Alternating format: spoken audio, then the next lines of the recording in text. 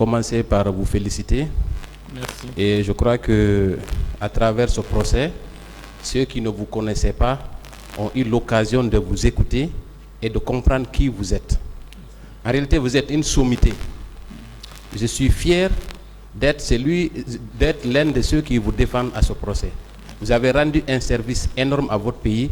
Vous avez pris votre responsabilité à un moment où certains se cachaient. Vous avez pris la responsabilité de faire face à une junte qui était à l'époque assoiffée de pouvoir et de sang. Je vous remercie pour ça. Je vous remercie, Monsieur le Président. Je voudrais commencer par faire certaines remarques. Voyez-vous, tout ce que les avocats du président Dadis n'avaient pas pu obtenir comme information, ils ont pensé qu'ils allaient obtenir avec vous. Et cela dénote de plusieurs échecs. D'abord, Monsieur le Président, Monsieur Baouri, certains ont eu la prétention de vous enseigner. Voyez, vous êtes un homme humble, simple et très important pour le pays. Ne vous offusquez pas. Merci, Monsieur le Président. Il vous a été montré également une liste faisant état de la hiérarchie militaire. Est-ce que vous savez que ce n'est qu'une liste additive qui a été lue ici? Est-ce que vous le savez? Je ne savais pas. Donc, je vous apprends, monsieur Ba, que la première liste, en tête de liste, figure M. Moussa Dadis Camara, parce que c'est lui le commandant en chef des forces armées avec le général Sekouba Konaté. C'est une mise au point très importante. Ensuite, déformant vos propos, l'un des conseils a déclaré que vous avez soutenu que la responsabilité de M. Moussa Dadis Camara est purement morale. Est-ce que ce n'est pas une déformation de vos propos? La mezzanine, s'il vous plaît. Oui. Est-ce que ce n'est pas une déformation de vos propos? Bien. Oui. Et il a même demandé que cela soit acté dans le primitif. Ce n'est qu'une simple diversion, Monsieur le Président. Oui. Voilà. Ensuite, il est allé jusqu'à vous poser la question de savoir c'était quoi un aide de camp. Est-ce que vous êtes à cette barre pour donner des cours sur l'organisation militaire? Non. Est-ce que la définition de l'aide de camp vous intéresse à ce procès? Non. Est-ce que vous avez un aide de camp?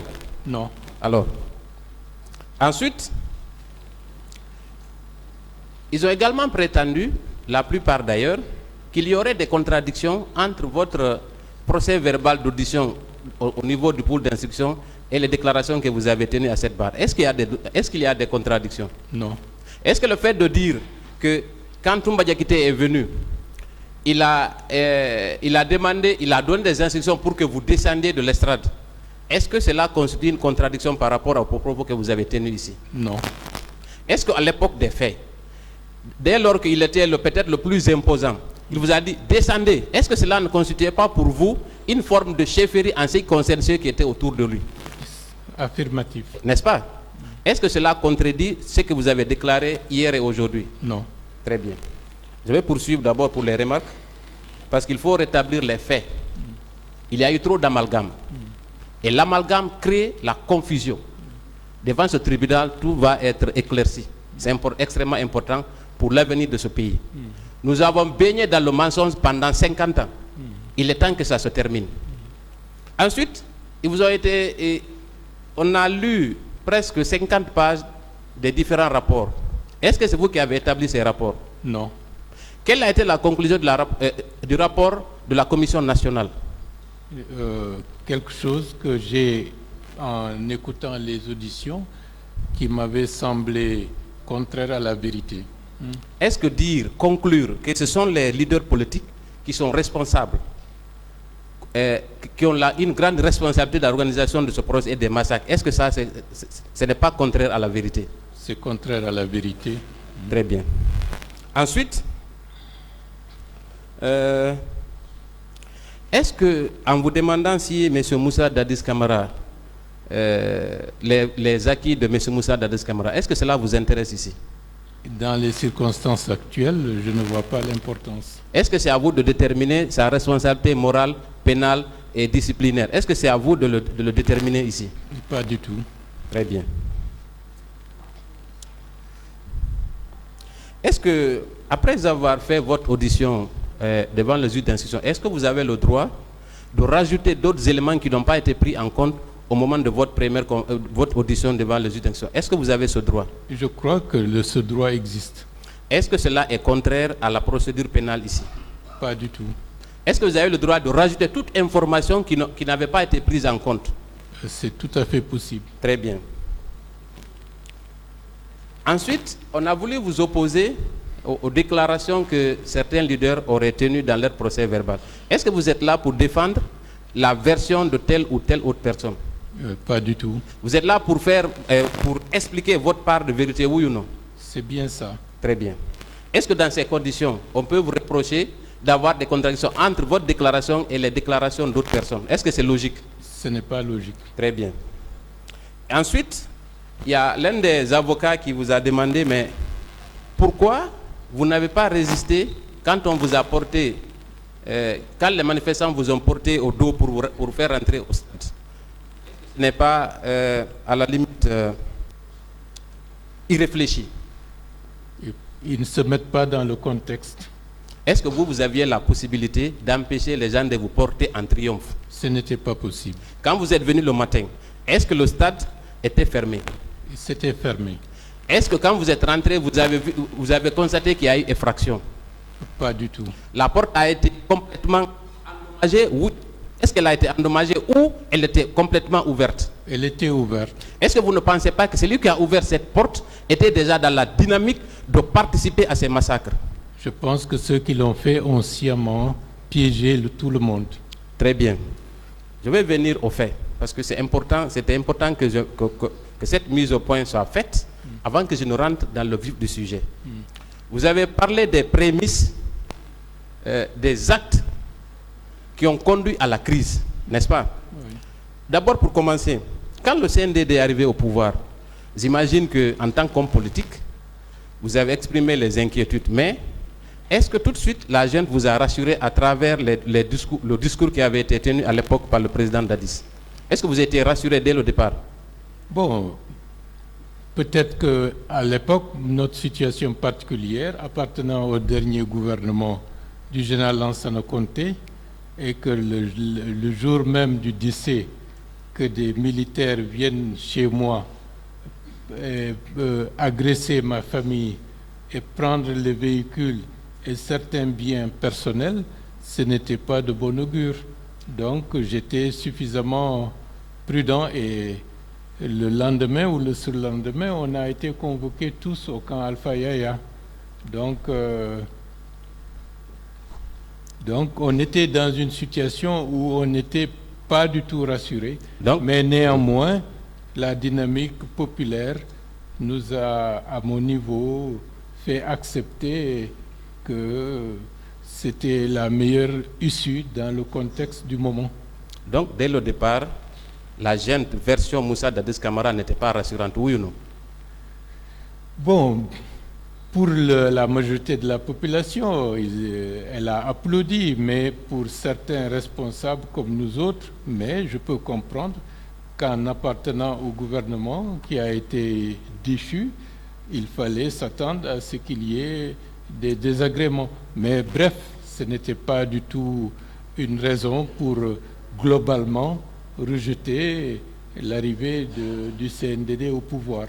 Est-ce que vous vous rappelez des premiers engagements qui avaient été pris justement par le président Dadis au moment de la prise du pouvoir? Est-ce que vous pouvez citer 2 ou 3 engagements? Bon, l'essentiel, pour dire les choses exactement, c'était le fait que le processus politique allait être mené correctement dans un délai raisonnable et que ni lui ni le CNDD ne seraient candidats pour les prochaines élections.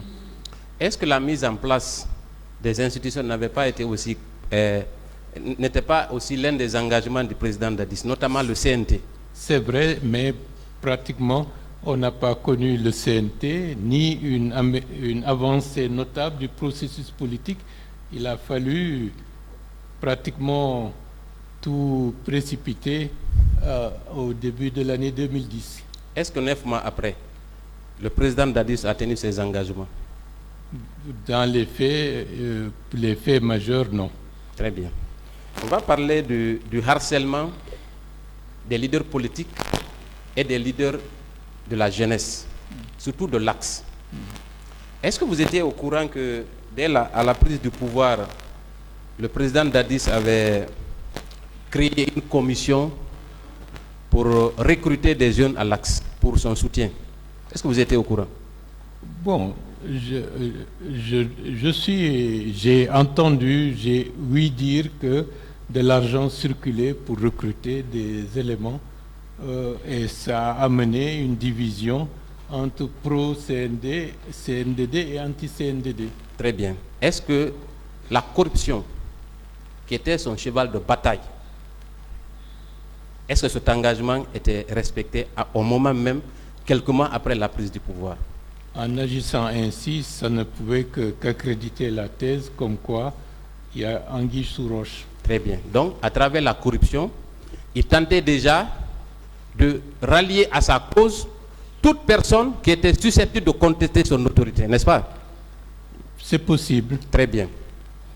Ensuite, est-ce que vous avez appris que des jeunes, ceux qui refusaient la corruption, étaient malmenés, parfois arrêtés au moment des faits?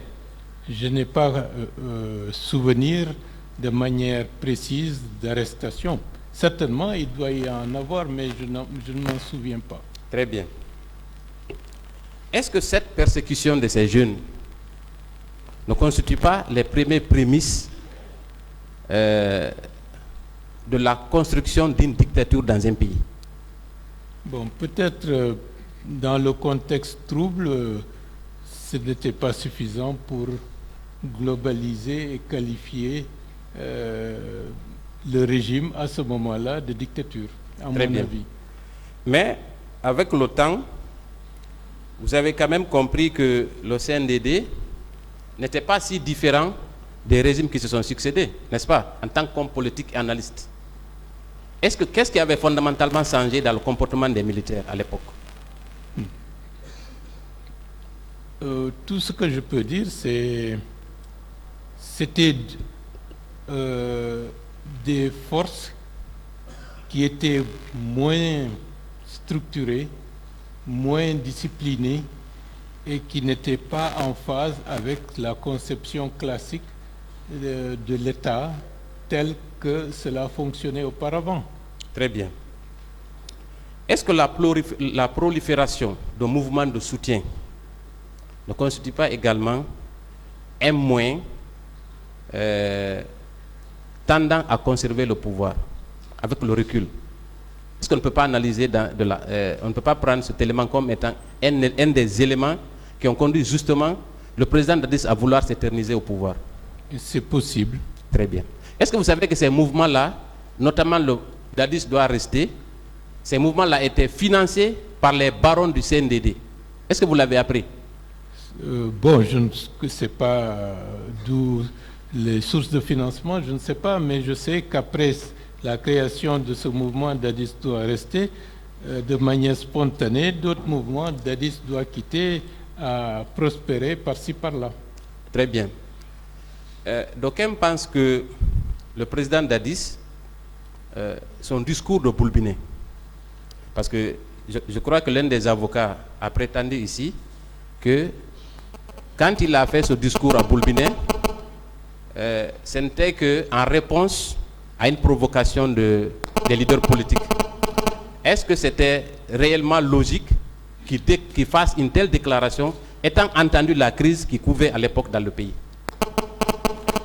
Ce n'était pas utile et ça a créé une psychose et des inquiétudes aussi bien sur le plan national que sur le plan international.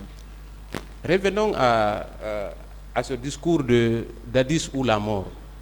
Il a été rapporté ici par l'un des avocats que le président Dadis se serait offusqué quand Moussa Keïta a fait cette déclaration. Est-ce que c'est une réalité, M. Ba?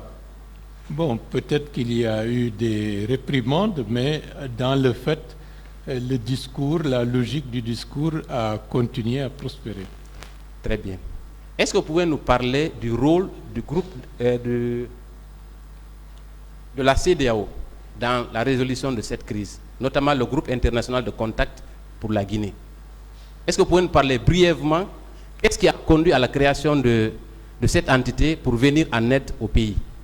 C'était une volonté de faire en sorte de faire converger toutes les initiatives, aussi bien de la CEDEAO, de l'Union africaine et de toutes les autres organisations internationales, y compris les partenaires bilatéraux, en un pool pour ne pas être dispersés et pour avoir une force d'appoint susceptible de compter dans la balance pour mener à bien la transition telle qu'elle était exprimée formellement au début. Est-ce que vous savez que le 2 septembre, M. Moussa Dadis Camara a déclaré officiellement en présence des membres de ce groupe de contact international qu'il allait se présenter aux élections présidentielles? Est-ce que vous le savez? Je n'ai pas souvenir, bien que j'ai participé à beaucoup de rencontres, mais bon, de manière explicite, je ne me souviens pas de cette déclaration. Effectivement, il a tenu cette déclaration en présence des représentants de ce groupe international de contact à Conakry. Et plus loin, il est allé les faire participer à une réunion le 2 septembre à Conakry. Je ne sais pas si vous vous souvenez, au cours de laquelle sa candidature a été officiellement sollicitée par des gens qu'il avait manipulés au stade. Est-ce que vous êtes au courant de ça? Je ne me souviens pas exactement. Est-ce que vous vous souvenez de la réunion qu'il a orchestrée avec les maires, les élus locaux? Est-ce que vous vous souvenez de cette réunion? J'ai entendu parler de cette réunion. Est-ce que vous vous souvenez de cette réunion au cours de laquelle chacune des communautés a sollicité sa présentation aux élections présidentielles? Est-ce que vous vous souvenez de ça? Je me souviens de cette rencontre. Est-ce qu'aujourd'hui, M. Moussa Dadis Camara peut dire qu'il n'était pas dans la dynamique de se présenter à l'élection présidentielle? Les faits attestent une volonté d'être présent. Est-ce que ce n'est pas cette volonté de se maintenir au pouvoir qui a conduit à l'organisation de cette manifestation? C'est tout à fait exact. Est-ce que si il avait annoncé officiellement qu'il ne se présentait pas aux élections, cette manifestation aurait eu lieu? Non, il n'y avait aucune raison qu'elle puisse avoir lieu. Alors, donc, on va passer, justement, on connaît maintenant les motifs pour lesquels vous avez organisé cette manifestation. On va aller à la manifestation, à l'organisation pratique de la manifestation. Quelles sont les dispositions que vous avez entreprises pour l'organisation de cette manifestation, de façon très résumée? Est-ce que vous avez donné des consignes spécifiques à ceux qui devaient manifester au moment des faits? Il y a eu des consignes, une sensibilisation, notamment le caractère pacifique et le caractère massif qu'il fallait démontrer, puisque on voulait de manière visible montrer de quel côté était la légitimité populaire. Très bien. Est-ce que, au cours de cette manifestation, vous aviez la volonté de mettre fin au régime de Moussa Dadis Camara? Pas du tout, ce n'était nullement nos intentions. Est-ce que vous aviez les capacités militaires ou matérielles pour obtenir un coup d'État contre lui? Pas du tout. Alors, quand on parle de complot, M. Ba, est-ce que le complot là pouvait tenir? Il ne pouvait pas y avoir de complot dans ce contexte. Je pense que c'est nous qui avons subi un complot qui a contribué au carnage. Très bien. On va venir le jour de la manifestation. Il a été rapporté à cette barre que un commissariat a été incendié, n'est-ce pas? Oui. Et que ce sont les armes issues de ce pillage, de ce commissariat, qui auraient été servies, c'est ces armes qui ont servi à perpétrer le massacre au stade.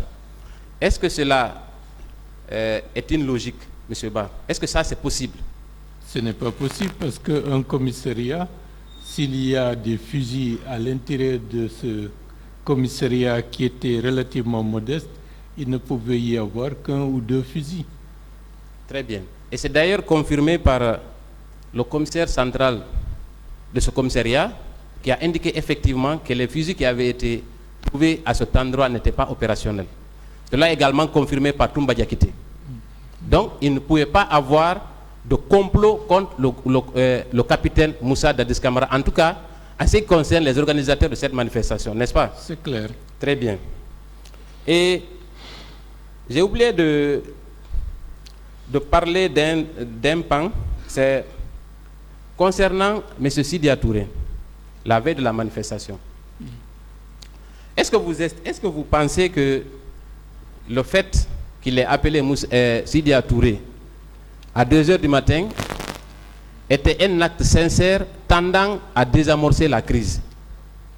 Pas du tout, parce que entre le 23 septembre et le 28 septembre, il y avait des possibilités de convoquer l'ensemble des membres des forces vives pour un entretien, pour éviter que nous allions dans la logique que nous déplorons aujourd'hui.